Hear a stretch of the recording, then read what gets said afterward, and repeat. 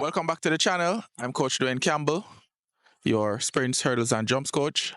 And today we're going to be looking at the specific differences and similarities between the A skip series of sprint drills versus the A switch series of sprint drills. If this is the first time you're seeing me or this is your first interaction with the channel, then you're definitely going to want to give the video a like and also subscribe to the channel, because each week I do tutorials to help you with your sprinting, hurdling, and jumping. In this video, we're going to be looking at the A skip versus the A switch series of drills.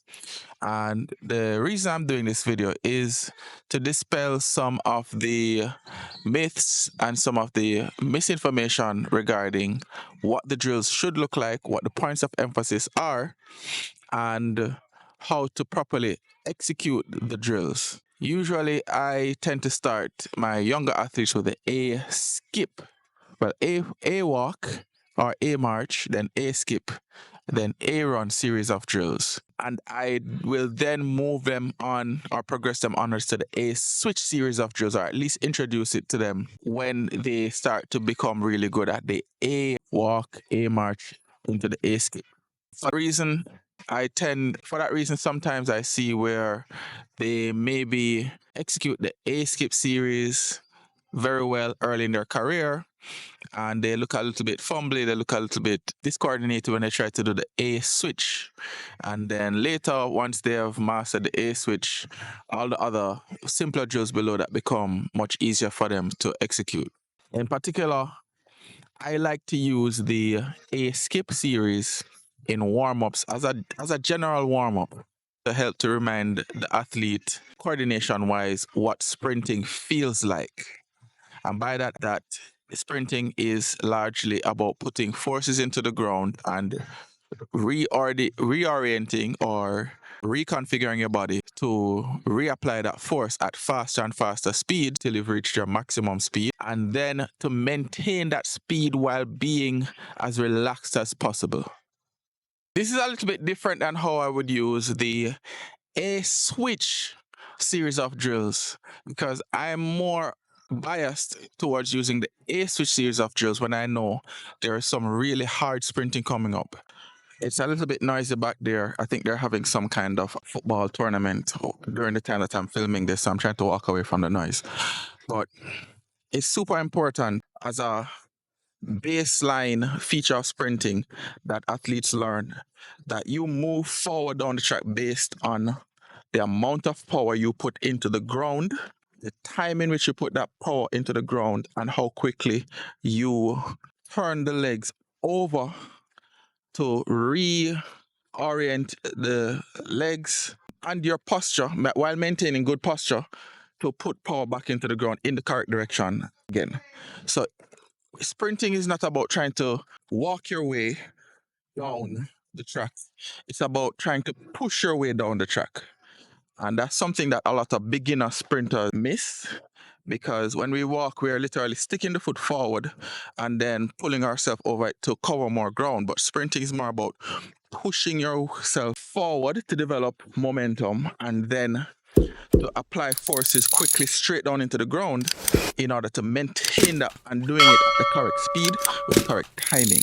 So this is something that I believe in terms of teaching sprinters, it's something that takes time for them to get, but it's something that has to be taught how to push with the correct amount of force in the correct direction.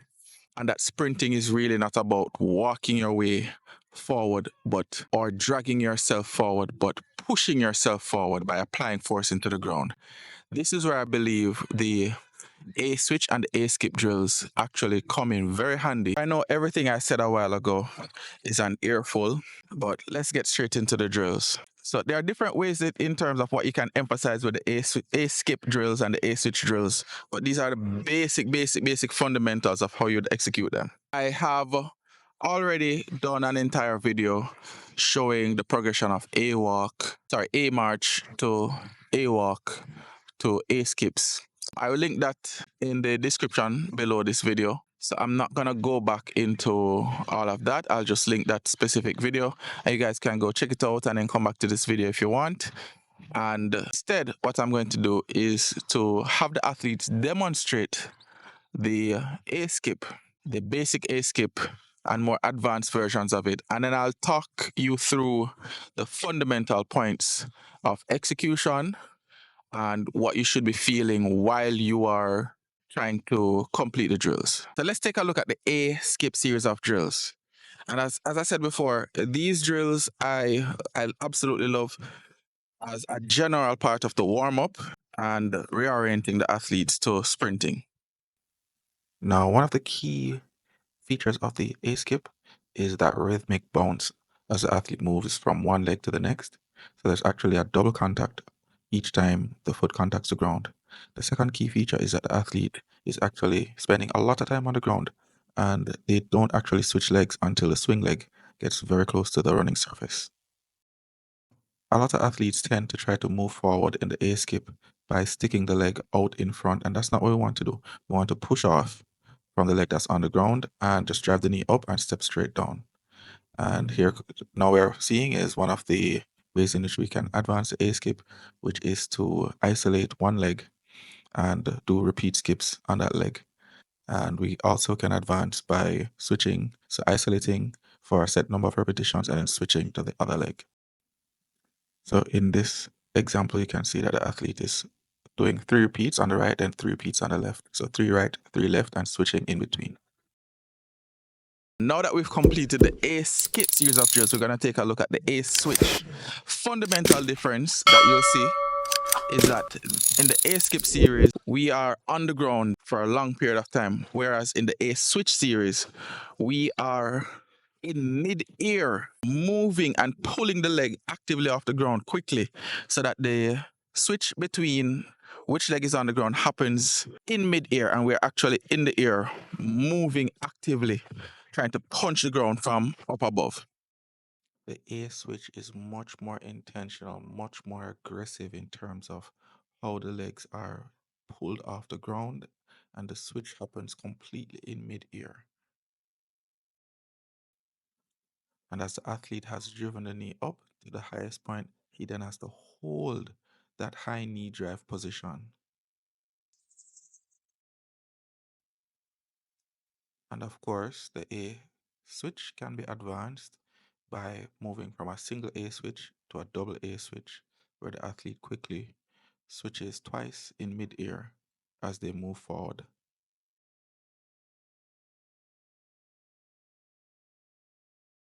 The final progression, or at least the final progression as I use it, is a triple A switch, where the athlete switches 3 times before holding the high knee drive position.